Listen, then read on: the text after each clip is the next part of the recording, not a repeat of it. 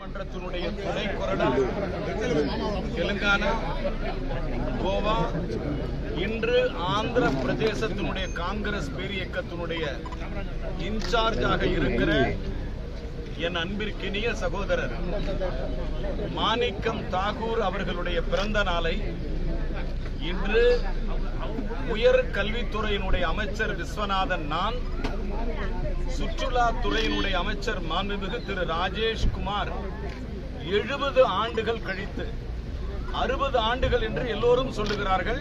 நான் சொல்லுகிறேன் 1957 கக்கன் முதல் அமைச்சரானார்.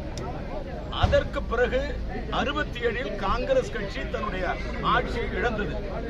ஏறத்தாழ 60 ஆண்டுகள் கழித்து இந்த காங்கிரஸ் பேரியக்கம் தமிழகத்திலே கூட்டணி மந்திரி சபையில் அமைந்திருக்கிறது என்று சொன்னால் அதற்கு ஒருவர் காரணம் என் அன்பிற்குரிய நண்பர், என் அன்பிற்குரிய